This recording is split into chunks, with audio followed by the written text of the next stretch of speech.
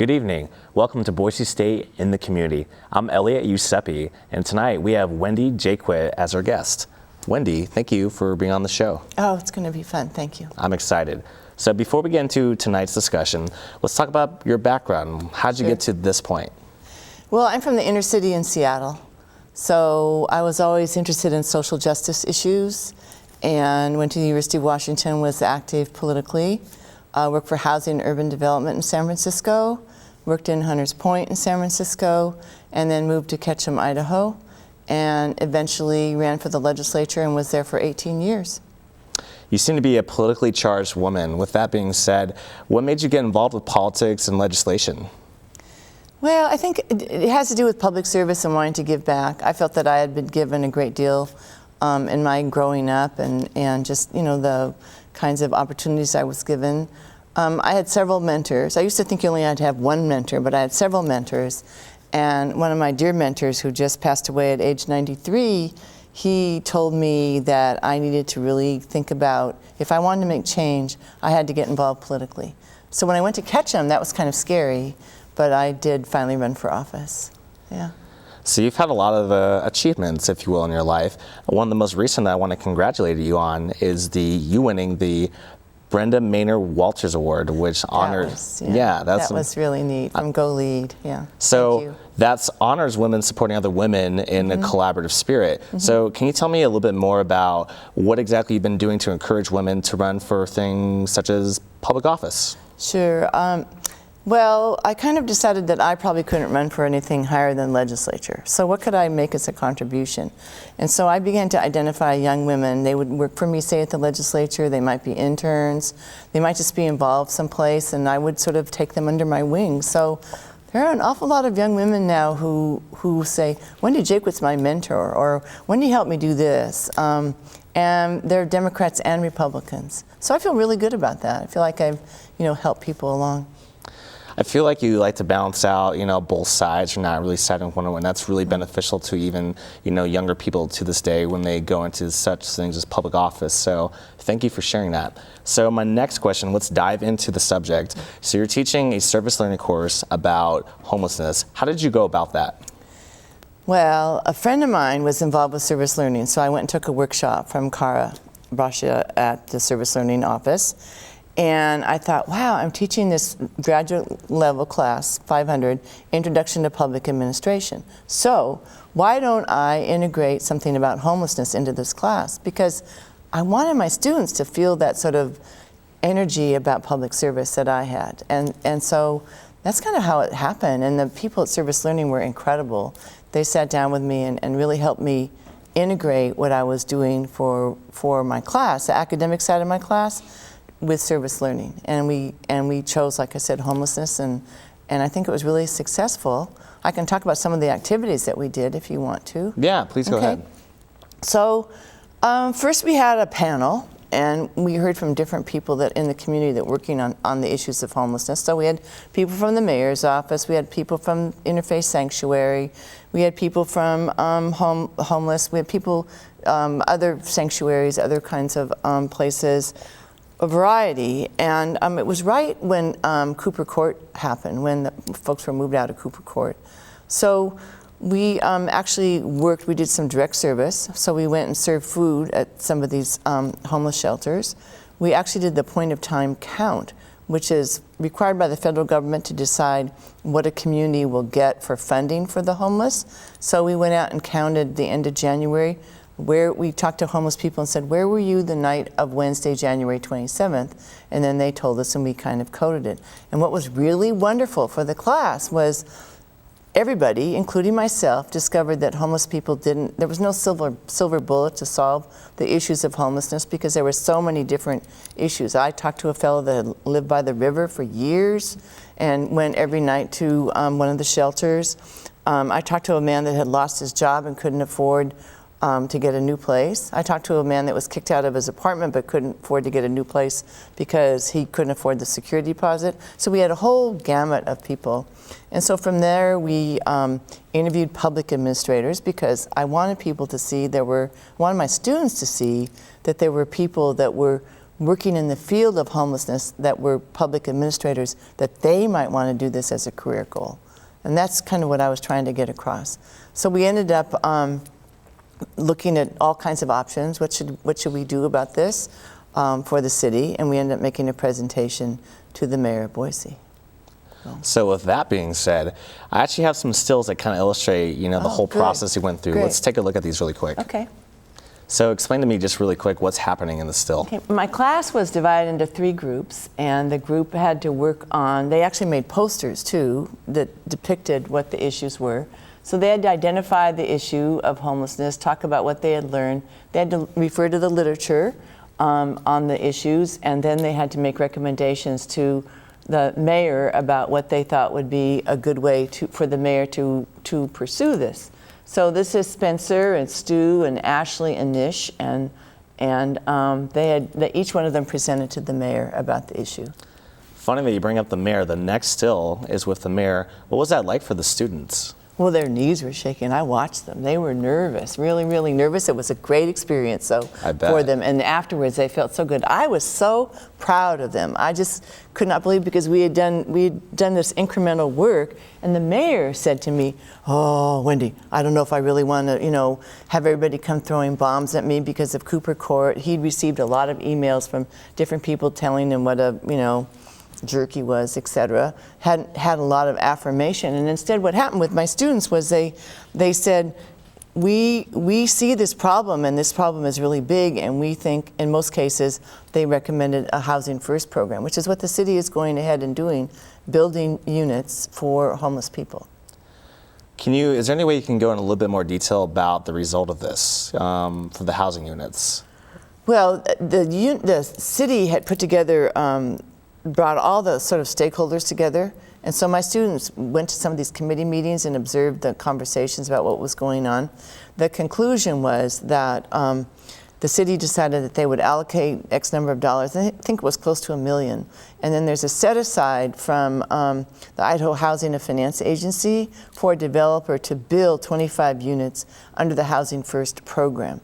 The cool thing about Housing First is that if you're homeless, you move in, you need shelter. That's the first thing. Most people want shelter, except for maybe the man that loves living by the river. And I wouldn't, I don't quibble with that. That's fine. He's figured it out. But for people that need shelter, and then surrounding them with services and helping them get employment. So everybody, there's 25 units, people have a place, and it's been proven across the country that this is a really good model. So this is the first model the city of Boise is going to adopt. I guess my next question would be, what's the progress you've seen so far since last spring to this point? Have you been anything reported back to you on the improvements?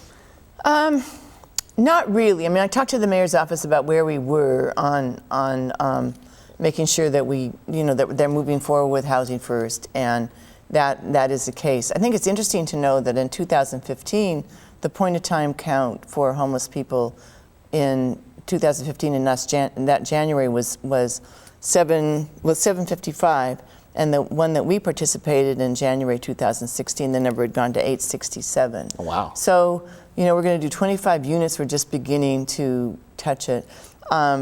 Working with shelters, trying to expand shelters, also looking at some dispersed units. But the problem that we had in our class with the dispersed units for folks that were homeless, finding places, number one, we don't have a lot of rental properties in Boise right now. The vacancy rate is way, way down. So there weren't a lot of places to find. And also people are dispersed, and so you can't surround them with the services that's been proven that really helps. So. Okay. Looks like that will be a topic that we kind of keep, staying tuned to what are the results, because it's almost too soon from what I'm gathering. I think it's probably too soon, but I think the results of my students are really important, though, too. I think the fact that instead of just learning that Woodrow Wilson had the politics administration dichotomy, he thought politicians could be separate from administrators and implementing change or, implementing some kind of policy forward. My students learned that it takes more than having, that certainly politics is involved in the idea about trying to figure out how to move forward a policy change. So they learned that, but they also learned that probably in looking at housing for the homeless, that we need to look at intergovernmental partnerships, that one entity, such as the mayor of Boise, cannot do it by himself. That we have to work with Ada County, that we have to work with nonprofits, we have to get people from the business community involved. So if you are going to be a public administrator someplace, you have to learn, and I hope they learned from my class, I think they did, that things don't just go, you know, you're not going to be able to go from A to B by yourself. You've got to surround yourself with other people. And that change is incremental. You're not going to have a solution right away. Okay. That brings up a next point for me. So what would you tell the expectation for students wanting to enroll in this class about the learning objectives or what they can get out of it and what you would expect for them to be prepared with? Well, first I would want to make sure that they understood the field of public administration, that they understood the theories, that they could apply some of the work that they have learned in the class academically to the real world. That's really the idea of having the service learning, bringing the real world into their learning. That's probably the overall objective. But I have to make sure that they have this base. And the marvelous thing about this class is that we use a textbook from a gentleman. He's on his 9th edition, I think.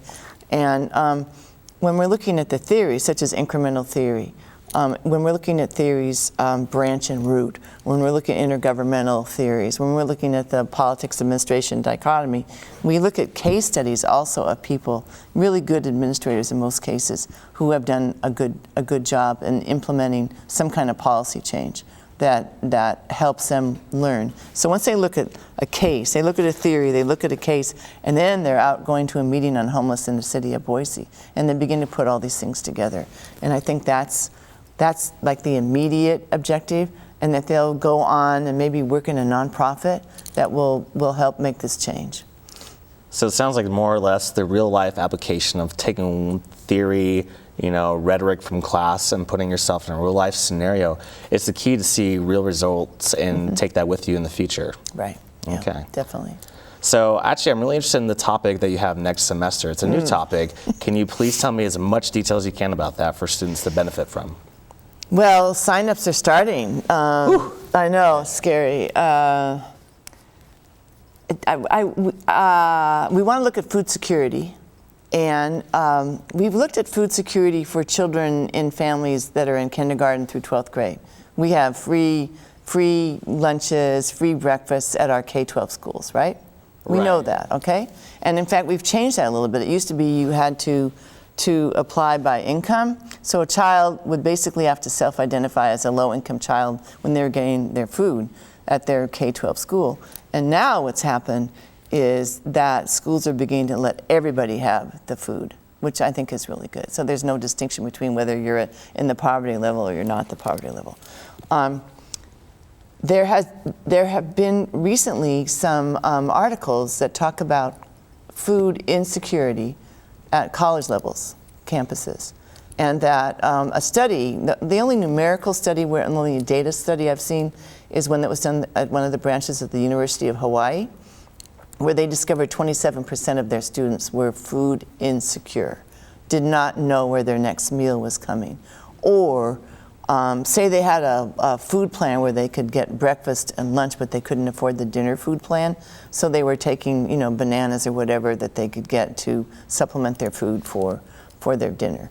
So I'm interested in looking at the Boise State campus to see if my students would be interested in that. So we would need to, if we were going to talk to President Custra about this, so since we talked to Mayor Beater, I think we should talk to President Custra. Might as well. Might as well, right.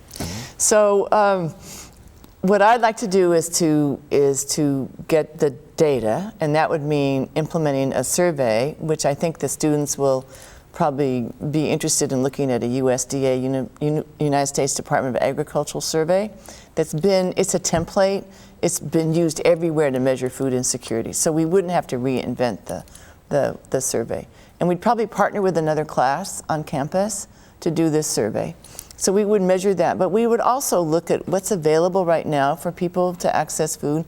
We have a food recovery group right now that picks up the bagels from Einstein's at the ILC and takes them to the Interfaith Sanctuary. That's one example. That's really cool, actually.